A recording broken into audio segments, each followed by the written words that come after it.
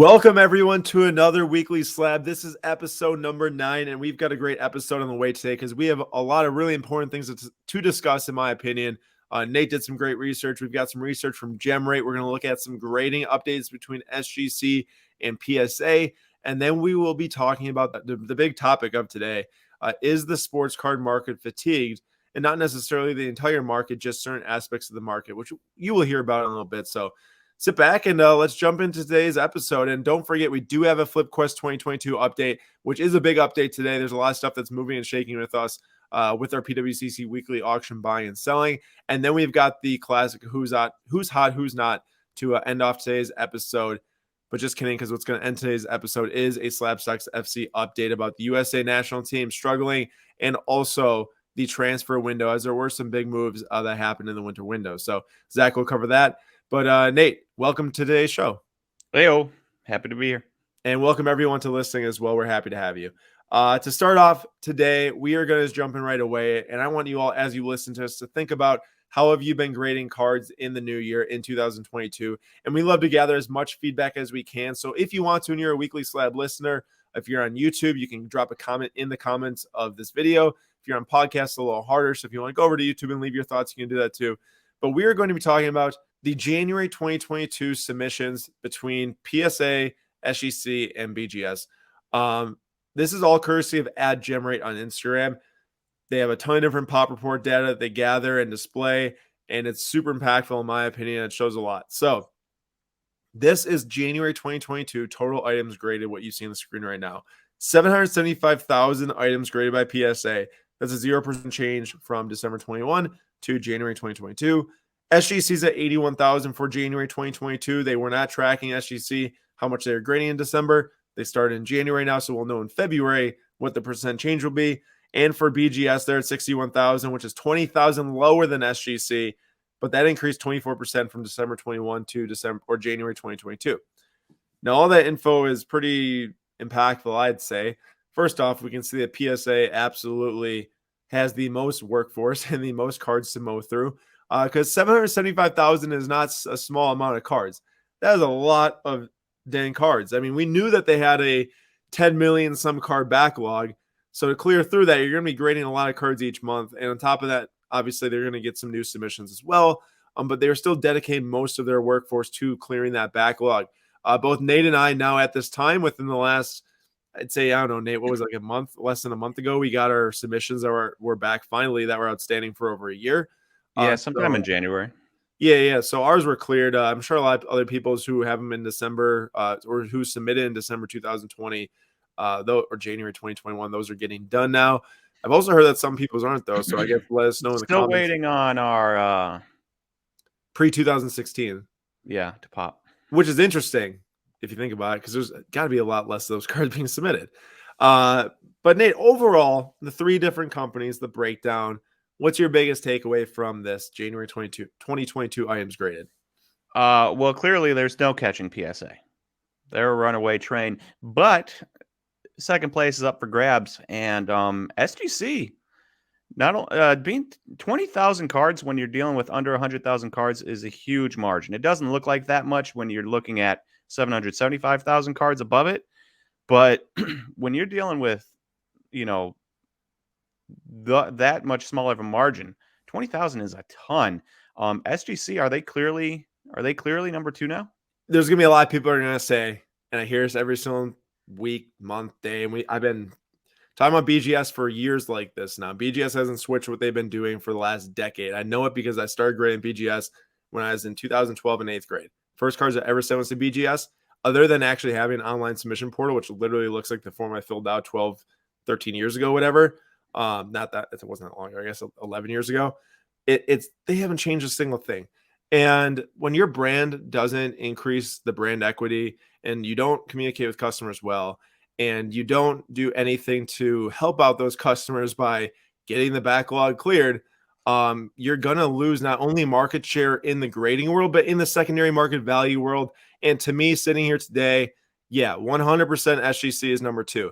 Now, a lot of people are going to give me crap for that probably, but I don't really care, because when you have a company that you can send cards to and get them graded in 13 days for $30 a card when other people have bulk submissions have been sitting at a different company for a year and a half. And then also the only option to grade with them is now $150 or something, like that, $125. I think they maybe done some stuff to lower some groups of rates along the way now, but they're saying that's going to take 6 months to get them back at like $50, $60. But the secondary market values aren't there anymore. Just makes no sense to me. Now, I will say that some people are also going to say, oh, well, you're big partners with SGC, and that is true. But at the same time, we only make partnerships that we believe in. And we have countless examples of what we've done with SGC, or the cars we've graded with SGC recently that have performed very well.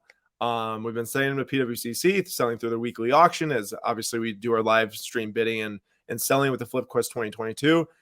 And it works. And the company, the management at SGC is wonderful. Peter, the head, is super young and he is very innovative and he's got his foot on the gas. And I don't see them stopping anytime soon. So if you are looking to grade with SGC, I would not recommend waiting too long because our most recent submission that I got back was 13 days from the time it got there, 13 business days. You know, they were advertising 45 to 50 days to under promise and over deliver a couple weeks ago. They made their new updates when they lowered that to 20 to 25 days, but it was done in 13 days, guys. Like, that is insane. I've also heard of other things about 5 days and 10 days that they introduced now, 10-day $40, 5-day $75, that are done like insanely fast. There's not many companies out there right now, in my opinion, in the sports car world that have really turned it around from last year to this year. When you think about it, I think a lot of people would probably say last year was just easier going based on demand. But the fact that demand is now higher for SGC and they are absolutely crushing it speaks volumes to me.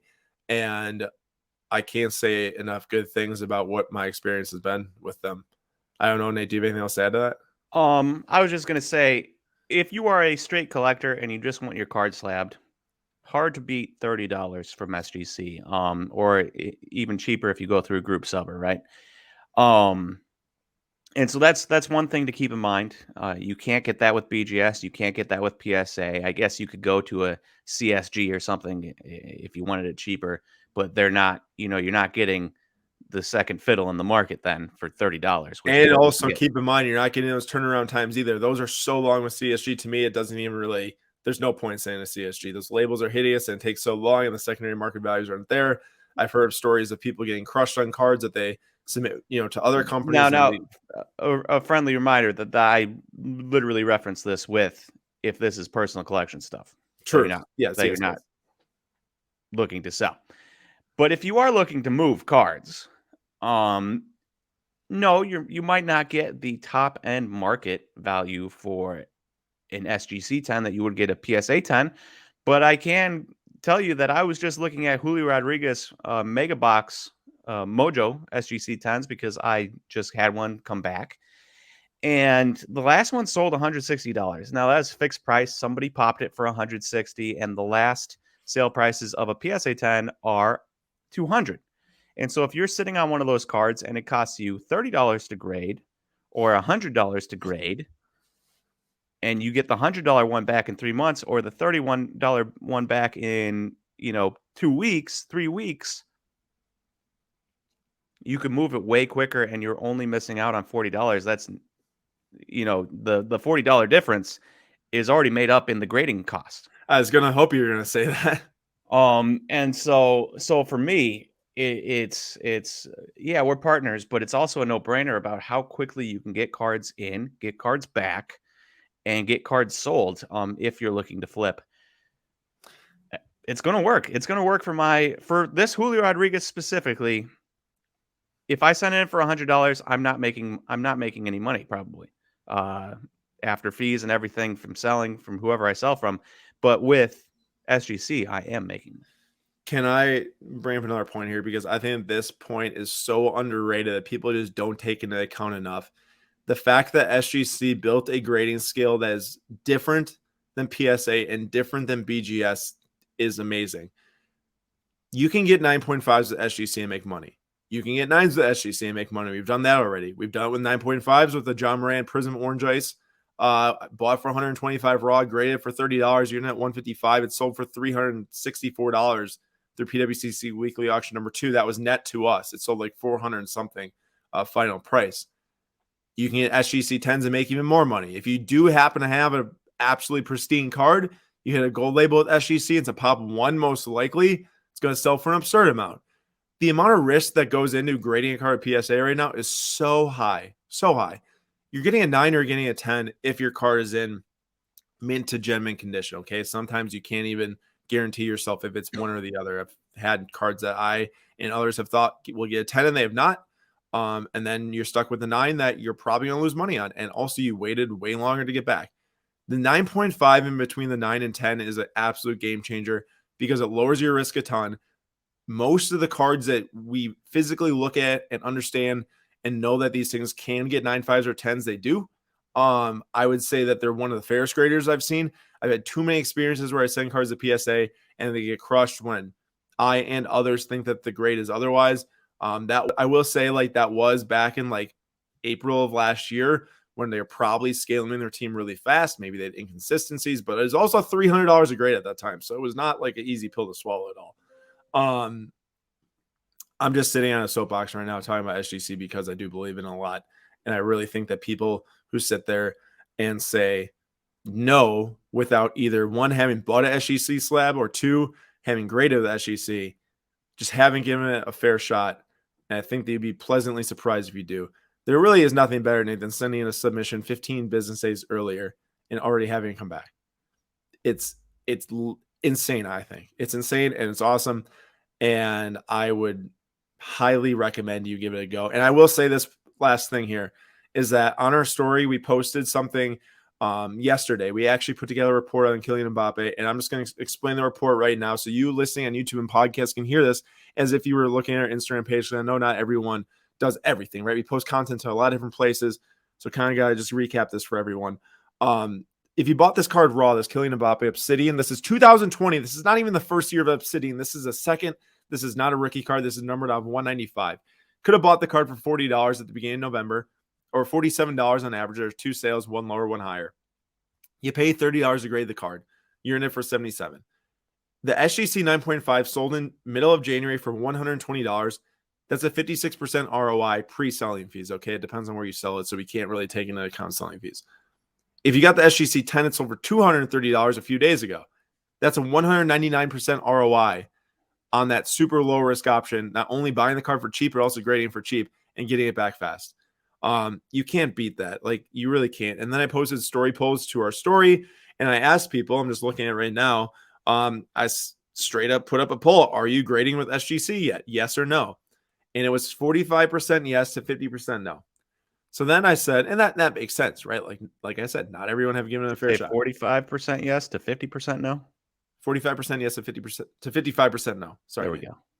Yeah, there's 5%. It's like, where'd the other 5% disappear to? It was on the no side. 45 to 55%. Okay, so then I asked, did you send cards to SGC 1 year ago or before that?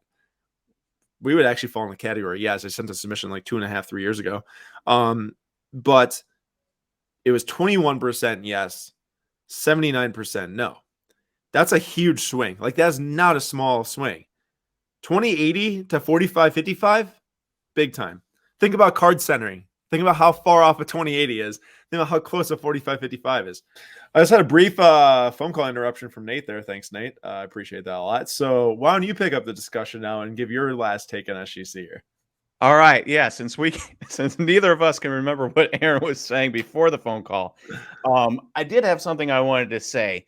And Aaron had earlier said that, and by earlier, I mean probably like 2 minutes ago in your time, but like 15 minutes in my time, that you can make money on SGC 10s, SGC 9.5, SGC 9 sometimes, but he didn't bring up the lowly SGC 8. And I just wanted to point out that you can, in fact, make money on SGC 8. Now, is it going to be an ultra modern card? Probably not.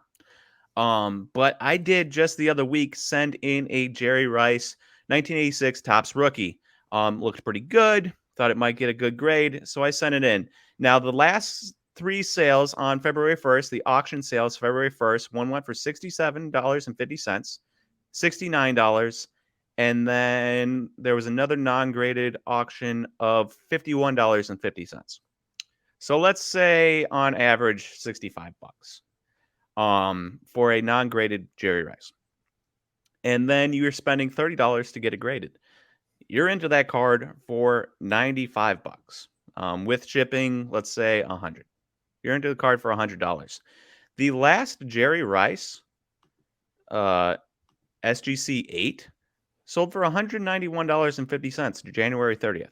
$173 January 25th, $182 January 23rd, $192 January 23rd, $207 January 23rd, $227 January 23rd, $200 January 18th.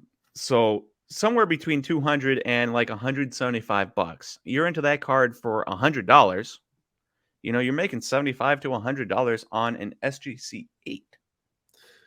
Let me point out this. I like what Nate said. And the very last thing I want to say about this is that not every card you send you're going to make money on. We've had one or a few that were cards that got 8s and 8.5s, particularly like, a Kobe rookie or like a 97 gold medallion Kobe, or a even that one I think made money actually, or Peyton Manning 2008 Topps Chrome Copper out 425 got an 8.5. All those cards were generally around break even or losing a couple dollars. You have to do your due diligence all the way around when submitting cards, and that doesn't just go for SGC; it goes for any grading company. But I just want to make sure that when people hear me say, "Oh man, 9.5 John Morant Orange Ice, like that's awesome! You made $200 some on it," and that was awesome. But if you're not very careful with what cards you're buying and which ones you're looking at to send in to get graded, you can get smoked. And that, like I said, goes for any company, any grade, whatever it is. You just got to make sure you're doing your research, understanding what cards you're grading and why. If you do that, I promise you that you'll at least be very satisfied with not only the customer service, but the turnaround times. And on top of that, you'll learn a lot about what makes money and what doesn't. I've learned now what makes money and what doesn't. You got to be careful. If you get an 8 on 96 Flair Showcase Kobe rookie, you're probably not going to make money. You miss a giant ding on the back, like on the edge that it was hard to see, which I did. That was my fault, right? Like they gave it the proper grade, an 8. When they slam on the grade, and I thought at first it was going to be like a 9.5, and then you see the edge peel in the back, and you're like, okay, that makes sense. It's an 8. But so I make sure everyone understands that is all about due diligence, and that not every single card makes money, but a lot of them, if you do the proper research and take the time, it does. And I'm super excited to see what our next submission is coming back, because we've got cards as old as 1953 in there. That Nate was able to secure for us, and then cards as new as I'm sure 2020 in there that I picked up at a card show. So, and even some Steph Curry rookies. So it's gonna be really fun to see. And just implore everyone to take a look if they do want to find a low cost, quick turnaround, and even potentially moneymaker. That's the biggest thing. I think a lot of people just discount right away. They can't make money on them. That's not true. And it also lowers your risk a lot. And we've seen it a lot already happen for us. I realize you might not be actually looking at the screen, but I have been raising my hand to prove that very point. You can mess up. You can choose the wrong card to send in. You may miss something like Aaron missed the back edge, right? But $30, risking $30 on that is a lot better than missing it and risking 100 through PSA or 100 through BGS, something like that. And so that is another area where if you are trying to learn grading, you don't have a very good eye. At the very least, SGC is a good place to learn it, because you can send in cards without the huge downside of losing gigantic money. I just sent in my impeccable Mason Mount RPAs, which are multi-$1,000 cards, but I sent them in on the $30 submission level, and I can't wait to see what the comeback is, because when I'm in them for $30, I'm slabbing my PC cards. They get 8.5s, they get 9s, they get 9.5. I'd be a stack if we got 9.5. Really cool. So I can't wait. That's a fun one that I'll get back. That one on the 10-day though, just try to see how fast that comes back. So I'll be for sure making a video on that one in the near future. Cool. Moving on to the next subject, Nate. All right. So earlier this week, Aaron posted a pulling it up right now. Yeah, pull it up right now. Perfect. There we go. Aaron posted a Instagram post, a hot listing of Luka Doncic select concourse silver, PSA 10, and you can see this graph here. It's very drastic. $3,500, and now it is under $1,000. And it's the first time it's been under $1,000 since early 2020, which is a very long time ago, considering we're in 2022 now. And considering how fast the sports car market changes, like 2 years is a long time. A very, very long time. And so it's under $1,000, from $3,500 to under $1,000. Pretty drastic. And Luka's market, this specific card has moved more minus 73% than other players. And he states this in the Instagram post. Trae Young, 61%. Zion Williamson, 51%. Donovan Mitchell, 41%. Jason Tatum, 33%. And even Ja, even now as hot as Ja has been, minus 4%. Yeah, those are all decreases, those percents that Nate gave. Yeah. And so it got us thinking, is this a case of, is it just because it's a silver, a base, non-numbered, whatever, or is it the player market stagnating? Is there an issue where people are saying to themselves, I've got fatigue with basketball cards, I've got fatigue with base or silvers, or I have fatigue with Luka Doncic specifically, because Luka has moved. All of them have dropped, which should go to show you that there is some fatigue with maybe the basketball card market and the non-numbered market. And the non-numbered market. But the fact that Luka has dropped more, is there fatigue with Luka? And I would say largely, yes, there is some fatigue with guys like that. Luka himself, if you haven't seen his stats on the year, he's averaging 2 less points per game than last year. He's shooting almost 40% worse from 3-point than he did last year on less 3-point attempts per game. He's shooting worse from the field by almost 30%. Can you clarify the 3-point percentage for us? So he's shooting 30.9%. Okay. He shot 35% last year. Okay. And he's shooting less threes a game. So if you shoot more threes, you expect your 3-point percentage to go down a little bit because you trade volume, percentage for volume, right? You shoot 10 threes, you're not still expecting somebody to shoot 40%. If you shoot 2 threes or 3 threes a game, you better be pretty open when you're taking them, and you should be closer to 40%. Does that make sense? Yep, for sure. So his stats are going down. Now his total rebounds are up. His total assists are up from the previous year, but his points per game and his shooting percentages are down. As a 22-year-old in the NBA, that's also kind of a little bit on the people are with the Zion stuff, and Zion being a little bit out of shape. I think people are always going to be a little bit worried about Luka being out of shape because he's not like the most jacked dude in the world, right? He's not Giannis out there.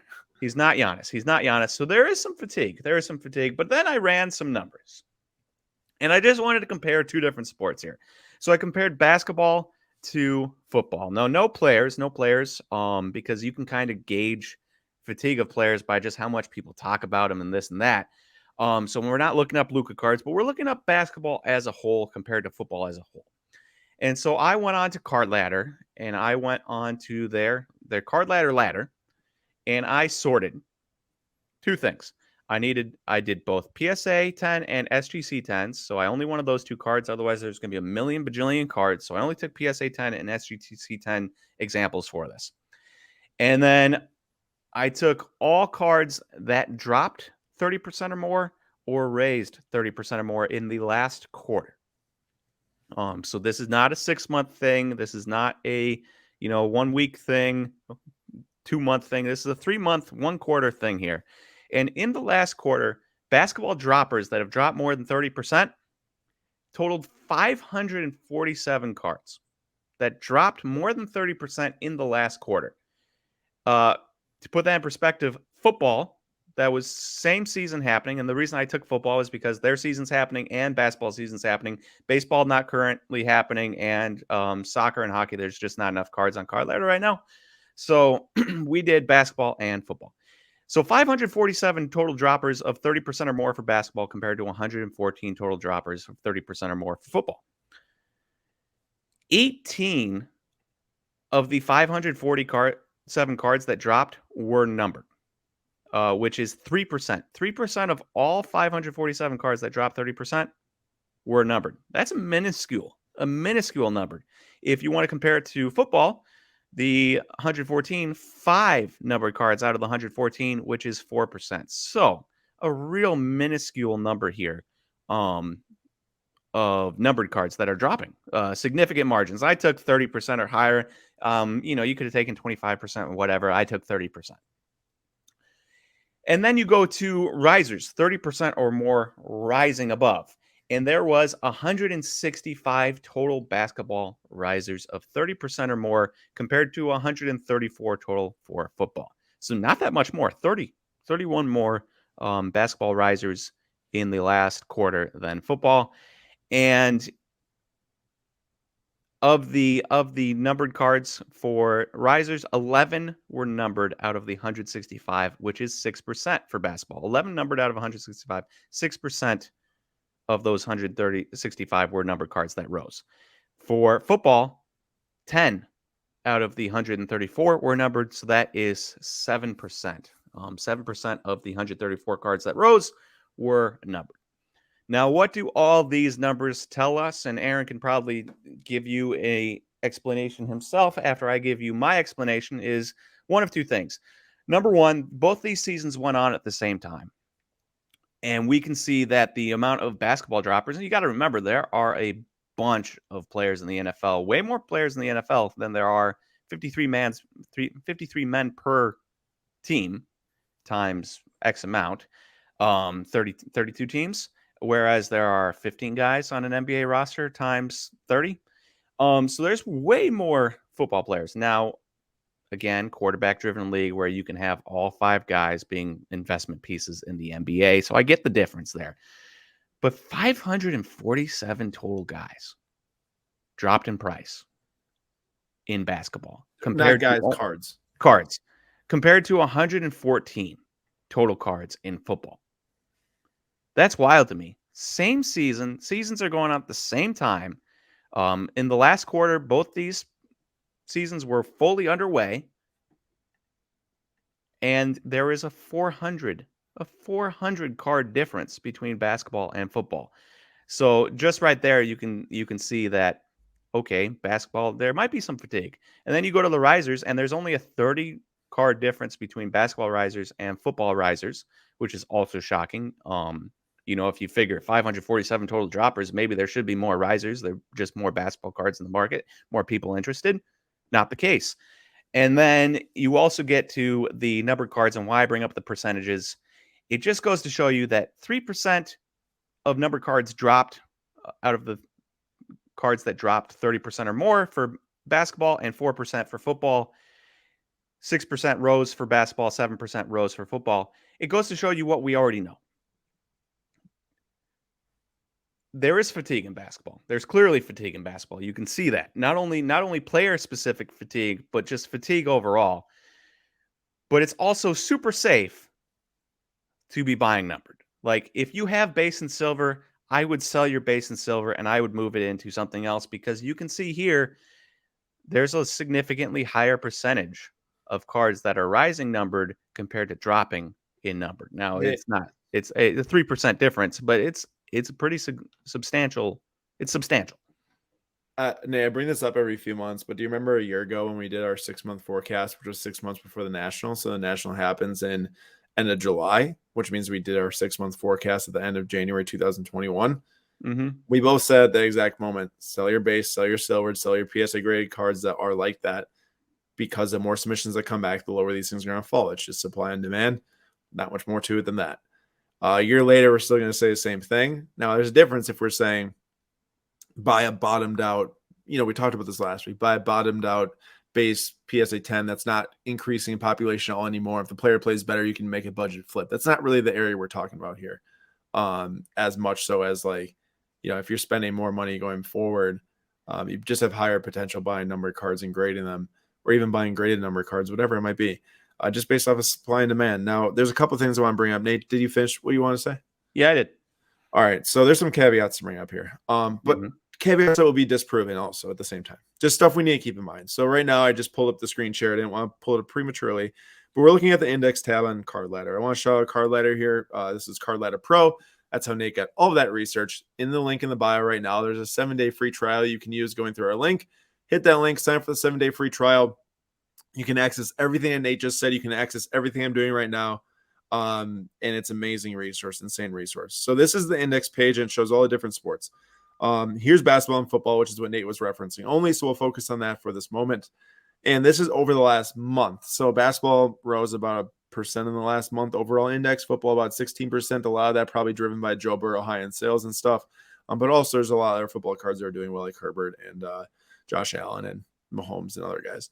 Now, the biggest key here to kind of talk about what Nate's research was in basketball. If you look at total cards that they track on Card Lab Pro, 11,541. You compare that to football, and there's only 3,271 total cards tracked. So in some sense, it's like, yeah, there's going to be more fallers in basketball because there's over 3 times as many cards tracked. Now, what changes is when you compare 500 and some fallers over 30% compared to like 100 and some risers over 30% for basketball. That's a huge difference. But when football, when Nate says there's 100 and some fallers, but also 100 and some risers, and even there's more risers than fallers, that's really a comparison. So it is kind of hard to sit there and say 547 fallers in basketball compared to 150 something in football or 100 whatever it was, more than 30%. 547 droppers to 114. Yeah, so that those numbers comparison really doesn't work because there's way more cards tracked in Card Lab for basketball than football. But you can compare inside of the sport, and right there, it's pretty obvious as to how the markets are moving for each sport. Another thing I'll add too is like just by the nature of how this stuff works and how sales come in, for them to show up in the quarterly risers or fallers, there has to be a sale in the last quarter of said card.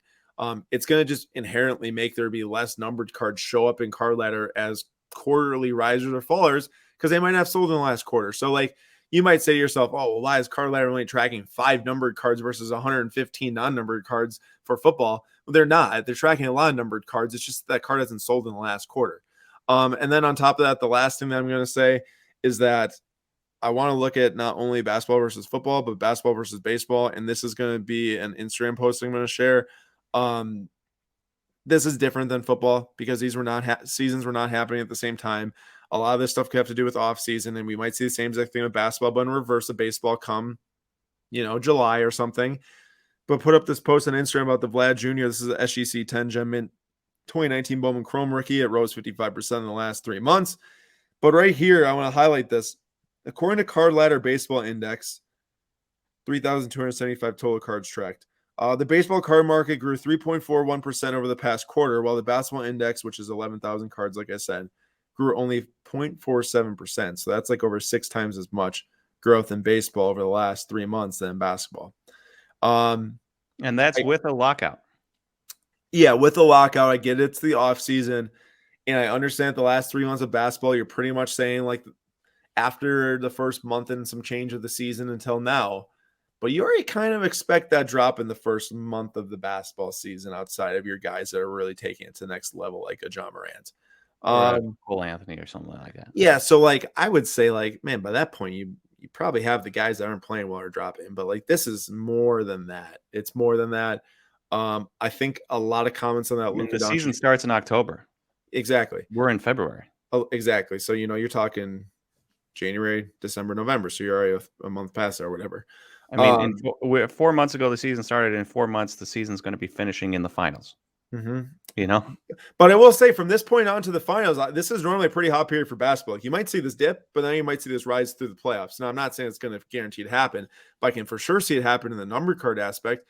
And don't get me wrong, this is not here saying the sports card market is dead. Like every single person wants to say who sits there and looks at that Luka Doncic card who doesn't like sports cards, I guess, because there's a lot of people who aren't saying that, but there's a lot of people who do say that. And we just clearly gave a lot of examples with the whole SGC grading thing we're doing. It's going well and everything. You just got to know where to pick and choose your spots now. You got to use historical research.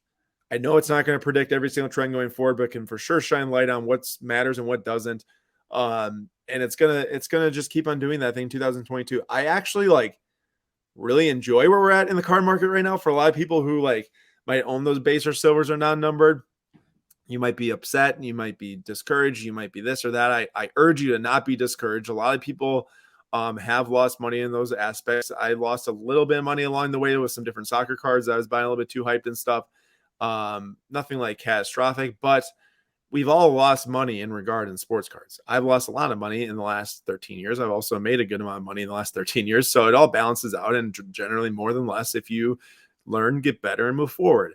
And I think that's the biggest thing. And if you have a process. If you have a process you believe in and stick to. Like if you're haphazard all over the place, like anything else in life, it's going to be hard to make money. Yep, and that's I think the biggest point is that I love where we're at in 2022 with sports cards, because of how it's become much more, I think, individually process orientated than whatever's talked about flies up by 1,000,000%. You know, Hmm. Yeah, and that was so ridiculous. You get guys that somebody talks about Joe Blow and that card spikes 40% overnight and it stays up. It's like that should never happen. It should have always been what's happening on the field, or maybe some specific event off the field, like dude runs into a burning house and saves a family or something, you know? and and also add into that too, demand in the card market, just what people start to want to collect more too. You know, that's Yeah. another third factor.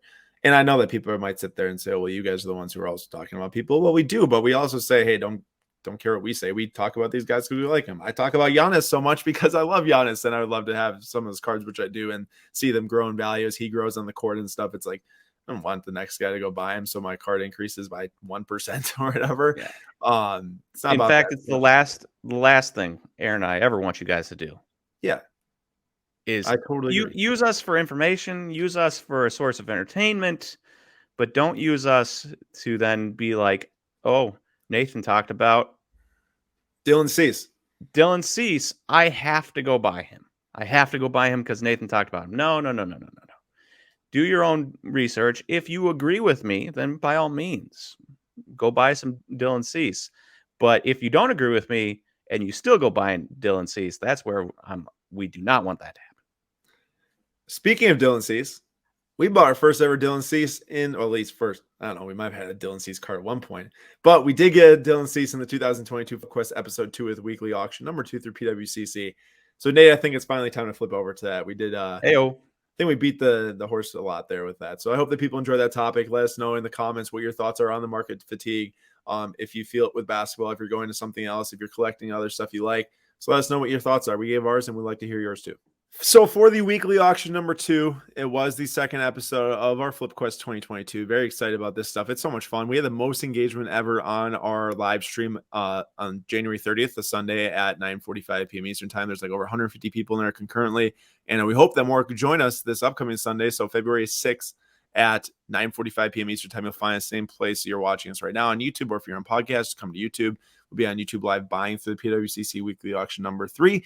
Of course, everyone, as always, is in partnership with PWCC, but every single thing we buy, every single thing we say, all of our opinions, analysis, all comes from us. We do this because we believe in it and we want to share our journey with you.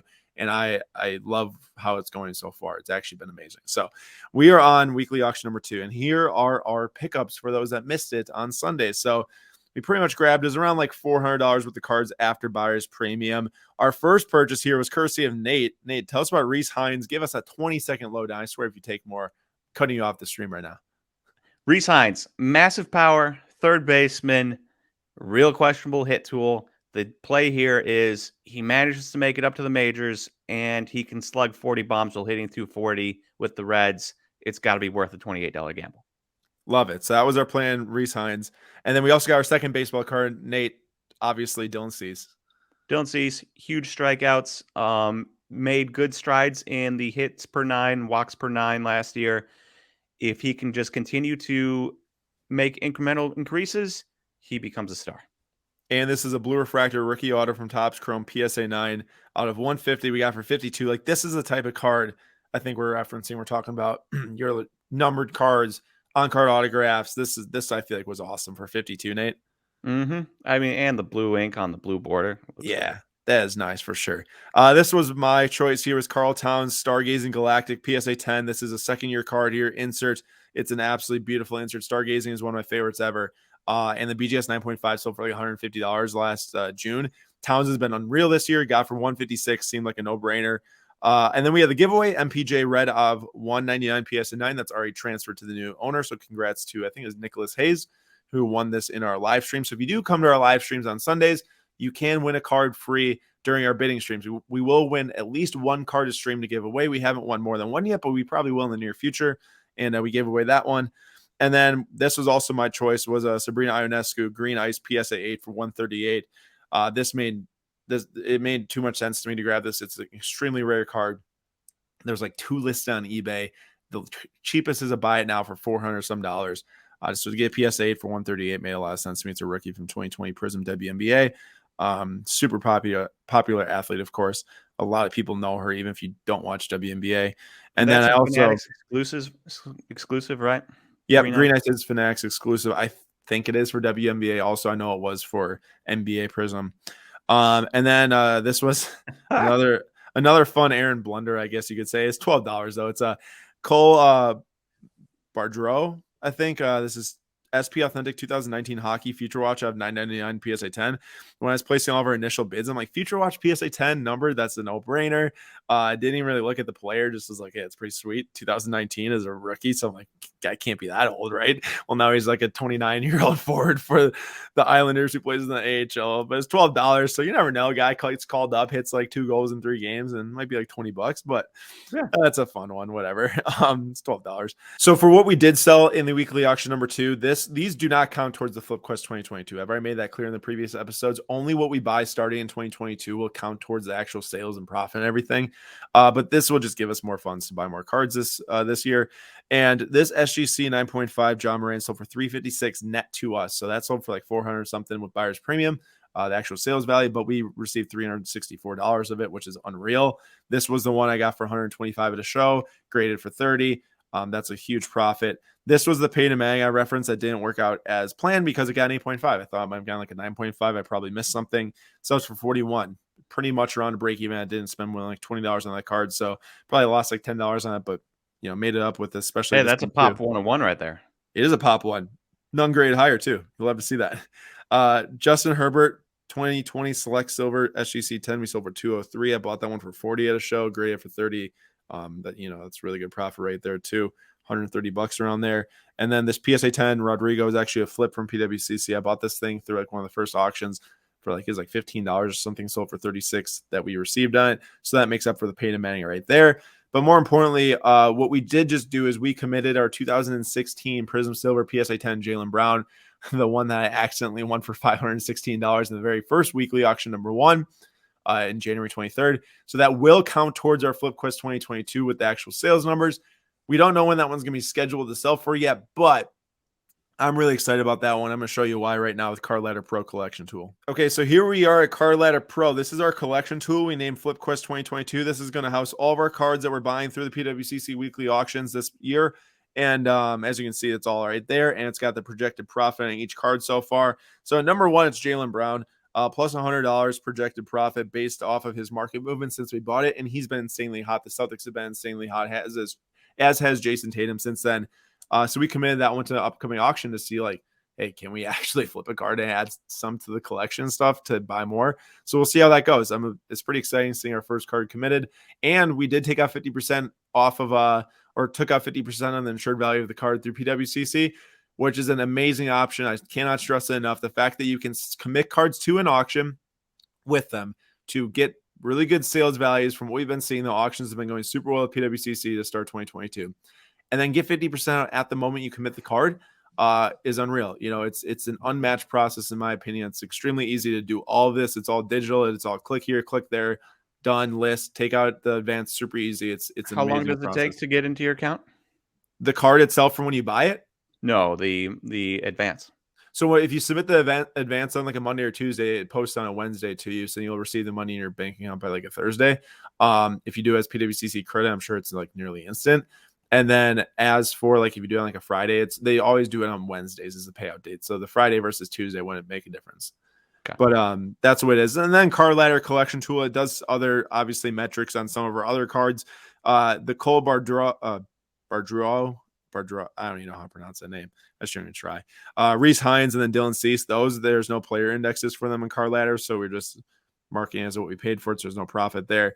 And then the other ones, they're saying the Cat, the Jason Tatum, and the Steven Stamkos are negative right now, but I'm still super confident in those cards. I mean, there might have just been some falls in like some Prism base or silvers of these guys, but all these cards are super rare and sought after. I at least think for each player. I know second-year Galactics aren't like insanely sought after, but they're also super cheap for town, so it won't take much to move the needle there. But yeah, that's what we got so far for Flip Quest 2022. Now, we do want to look at some items that are going through weekly auction number 3 this Sunday, the February 6th. Nate, tell us what we're looking at on the screen right now. Which card are you like, man, that card's so cool? So you'll notice one color. Oh, I guess you'll notice two colors on this screen that are a little bit different, but one that really pops out. And it's the one between the cognacs there. And it's the Hope Diamond. And I find this Babe Ruth Hope Diamond to be cool for a number of reasons. One, it's a Hope Diamond number to 60. Sweet. Very sweet. Like, that is iconic. Number two, same year as Mike Trout's rookie. Just kind of a cool thing. You get a Babe Ruth card from the same year as one of the other all-time greats in baseball history, rookie card. Love that.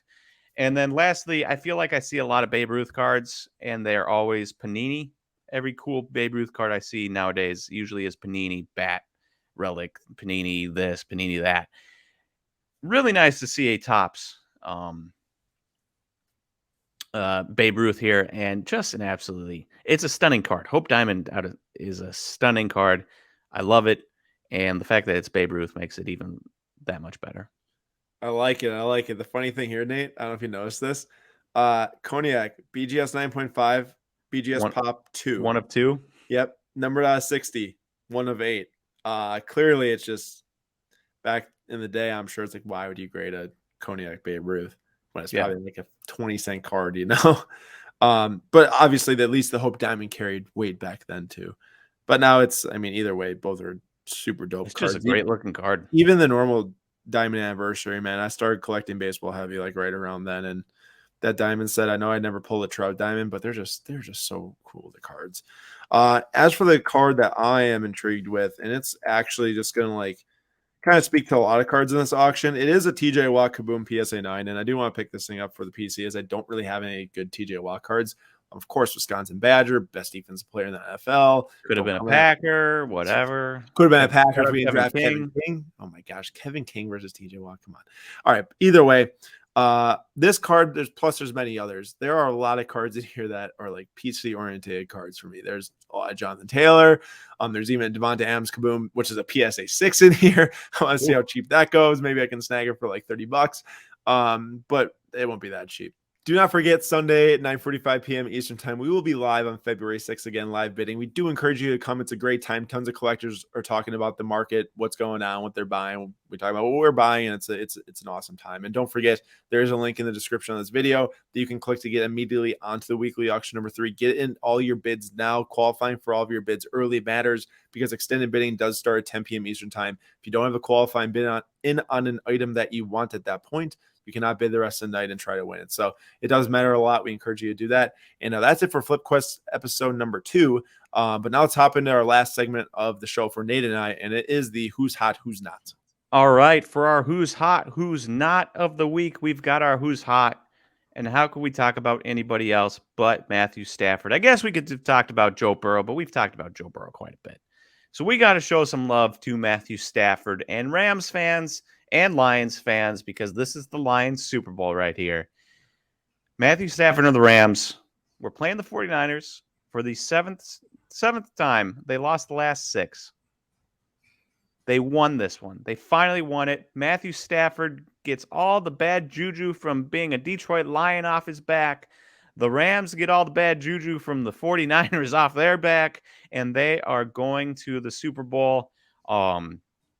Guys stepped up all across the field for them. They won 20-17. It was a beautiful, beautiful thing. Stafford himself, not only just going to the Super Bowl, but he had a great season. He threw for 4,900 yards and 41 touchdowns. I do think he led the league in interceptions, but that's the Stafford experience, and he's in the Super Bowl. They gave up first-round picks for him, and it has worked out marvelously.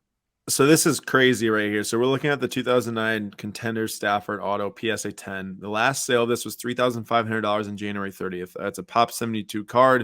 If you look right here on 12/4, the sale was 12/14/2021, 1,525. Like I said, most recently 3,500 for a 130% rise, nearly $2,000 total value gain. And there's 1, 2, 3, 4, 5 sales that occurred between those 2 points. So it was a very like kind of gradual climb, and then it kind of hit a little bit more of a steeper incline. And if you look at the pop of this card, there's been none added since the pop was starting to be tracked on the 18th of November, which is not surprising at all. But what's interesting is that the card ladder estimate right now is 4,410. The card ladder estimate value comes into play when they track a player's overall market growth or decline over X amount period of time since the last sale. So literally, this is saying the last sale happened on $3,500 on January 30th, 2022. We're recording this on February 2nd. This is like within 3 or 4 days. Since that point, they're saying that this card has gained $900 in value according to how his overall market has trended. So this is really showing how hot his market really is, because it isn't even limited at that 3,500. Is it going to be exactly 44.10 the next sale of this? Probably not. Will it be close? Probably. Given that this sells before they lose the Super Bowl or win even. Who knows what happens after that point. But, man, talk about a hot market. Matthew Stafford is right there. And for our who's not of the week, we've got the Slim Reaper, Kevin Durant. Of course, not everything is always production-wise. They're like, playing well on the court, not playing well on the court. Kevin Durant is dropping for a whole nother reason, and that is because he has an MCL sprain. Should put him out 4 to 6 weeks. And with his MCL sprain comes some James Harden injuries. Kyrie Irving is back now and playing, but the Nets have been atrocious. They got stopped by the Suns last night, and they've lost 5 straight games. Obviously, losing Kevin Durant, the best player in the NBA, if you ask me. I mean, I love Giannis, I love LeBron, and I love all those other guys, but if I have to take one guy, I'm taking Kevin Durant. And losing him for 4 to 6 weeks has been tough on the Nets, and they are sliding down the rankings. And you know what else is sliding? That card, that 2007 Topps. It's the white base number 2. Now, this card was not pack pulled. This came in like a rookie team set. I fully believe that. If I am wrong, if it came in something other than a rookie team set, let me know. But I do believe it was number like 1 to 12 or something, or maybe it was like 1 to 15, the lottery picks. Let me know. But this is number 2. The one pulled out of the pack is a black base card, and it's very tough to grade, by the way. I actually have a PSA 8 of each of these. I bought them for like $1 back in 2010, my first card show. But it dropped 45% in the last 3 months. That's minus $390. This PSA 10 of this white border card started at $860 on November 3rd. Now it's at $470. Of course, we talked about market fatigue. Yeah, there's probably some market fatigue going into this. I mean, you look from like November 3rd, Nate, to like the middle of December, KD's playing unreal, right? And it still dropped $250 some. That's straight up the base fatigue, the basketball market fatigue. But now the most recent price drop, which has been another $100 and some or so, is injury based. Is it this card that makes you money on KD? I don't know. I'm not going to bet on a white border PSA 10 making you money. Is it something else? Maybe, because I think that, like Nate said, KD is amazing. If he stays healthy, he plays really well normally all the time. Just dynamic score and everything. Yeah, You all Kevin know the Durant deal. by himself was a toe away from sending the Bucks home in the second round and probably going on to win a championship. So he can do it. Now, with that being said, we are selling our 2007 Finest Refractor PSA 10 we bought through PWCC a couple months ago. That's more to get more stuff in the door, less of not believing Kevin Durant that he'll come back from the injury. My hope is that with the timing of how PWCC schedules out the auctions, that auction schedules right around when he's returning from injury. Given that happened a few weeks ago, and the 4 to 6 weeks timeline, it might line up perfectly. Or at least it's close to when he's returning, so there should be a date and people will be hyped up about it. So that was the play there, less of not believing in KD. But yeah, definitely Kevin Durant, between the fatigue, the base card fatigue, and the injuries, who's not right now. We're sending it over to Zach to talk about the U.S. national team now and that transfer market. So listen to Zach for some SlabStox FC soccer coverage, and we'll see you all at the very end of the episode. What is up, everybody? It's Zach from At Premier Soccer Investing, coming at you with yet another SlabStox FC YouTube video. Let's get into it. So, obviously, the January transfer window just wrapped up, and one of the biggest stories to come out of it was a player who didn't even transfer, and that Kylian Mbappe. There's been rumors. None of it has been verified, but there have been rumors that he has agreed to a pre-contract agreement with Real Madrid, and that is where he will be signing this summer when his contract at PSG is up. PSG still feels that they have a chance to re-sign him, but if he leaves, and I think he's going to, Real Madrid is the place he's going to go. And as you can see from this data coming from Card Ladder here, his market is up. His 2017 Top Scrum Champions League Refractor PSA 10 is up almost $1,000 the past month, up 25%. By the way, everyone can access this card ladder data for free trial using the link in bio. Strongly recommend it. Great tool for all collectors. Moving on, the biggest transfer probably to actually happen this window was Dusan Vlahovic joining Juventus from Fiorentina. And while he doesn't have too many cards out there, the cards that he does have are up in value. As you can see, his 2016-17 Panini FIFA 365 SEC 10 is up 23%, and his Panini Contenders rookie ticket is up 72%. Coming off the back of this move, he's the future Juventus at that striker position, and I really think he's going to succeed. He was wanted by teams all across Europe, including Arsenal and Tottenham in the Premier League, but Juventus was the team he picked for a huge transfer fee at over 75 million euros. Then another transfer that happened, and this is a bit of a word of caution on just always investing in young players, is Dele Alli. And if you remember Dele Alli at the peak of his powers at Tottenham 2016-17, over 20 goals and 10 assists that season. In the Premier League, he was amazing, looked like he had the world at his feet, only 20 years old at the time. And it's just been a steep decline ever since. And he's moving to Everton on what right now is a free transfer, but could rise to 10 million, up to even 30 million, relating to performance-related clauses in the contract. But not every young player is going to work out, even ones who look amazing at the start of their career, and Dele Alli is the example of that. And moving on to other business Tottenham did in the window, signing Dejan Kulusevski and Rodrigo Betancourt from Juventus. Strong signings there for Tottenham as they look to chase down that top 4 spot. And then great news for all soccer fans to see Christian Eriksen is back and playing professional football again after obviously his extremely scary incident in the Euros. He's passed all his medicals and he's been deemed allowed to play again. And he's signing with Brentford in the Premier League. And I think he's going to be super fun to watch there. Brentford plays really good football. Eriksen obviously is just a super silky, creative player. And I think he's going to do well there. I'm really just happy to see it. Christian Eriksen back in the Premier League and back just playing again. It's really is beautiful to see. And then one of the big surprises in this window was Arsenal decided to terminate Aubameyang's contract, and he subsequently has signed with Barcelona. It really was a rough window for Arsenal. No significant incoming transfers, down to only 2 senior strikers, lost their player who at the start of their season was their captain and their highest paid player on a free. Not looking good for them as they try to push on for top 4. And this signing for Barcelona, I mean, I don't know. I don't know if Aubameyang's head is in the right place, and he is all this just always off the field drama too. But Xavi is getting players in to Barcelona somehow, some way with the financial situation they're in, but he's doing it. And then another transfer Barcelona did beat out Tottenham for this one was Adama Traore. Traore started his career at Barcelona before moving to England, but he's back now. The right wing back, I think, will really, really fit in well. Barcelona, his strength, his pace, his attacking power. I like this signing a lot for them, and this is huge as they challenge for that much needed Champions League spot the rest of the way. And then this is probably my favorite signing of the window.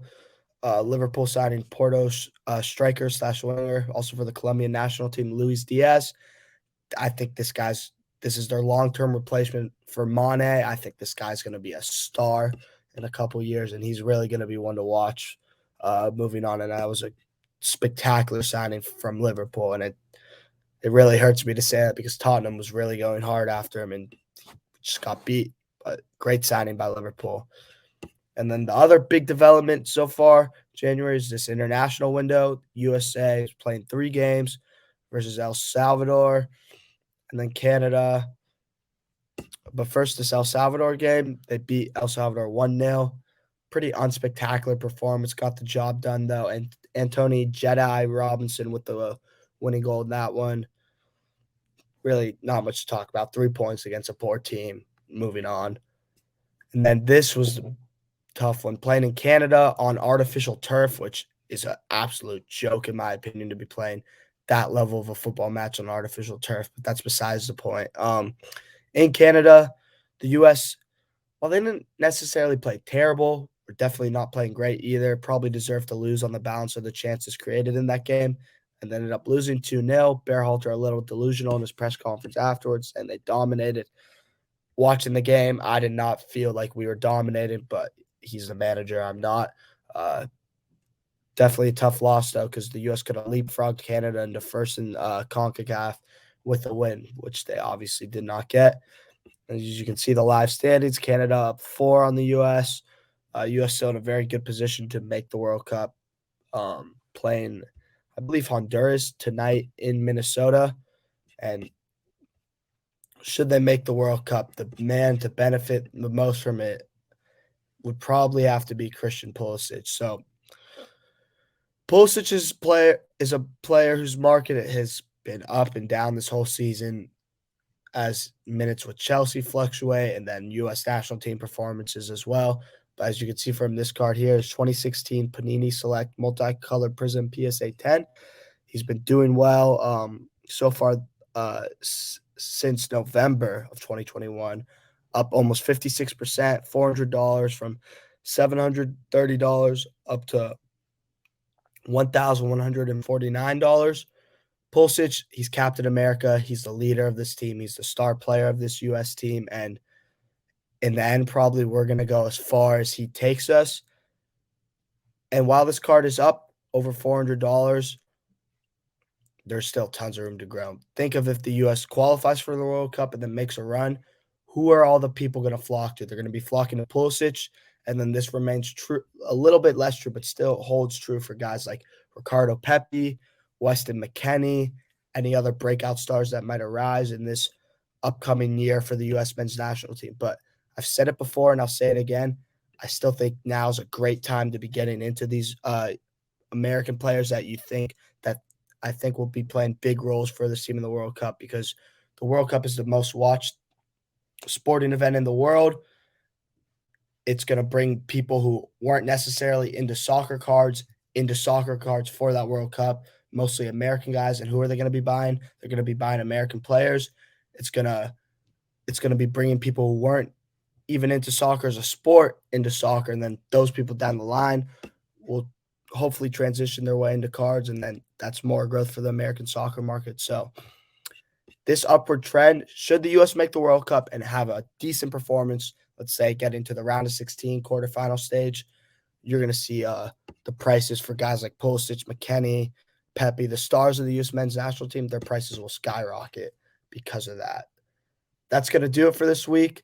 If you want to access Card Ladder, there will be a link in the description. As I said earlier in the video, I'll say it again. Great tool, great way to track your collection, the value, prices, see trends, all that good stuff.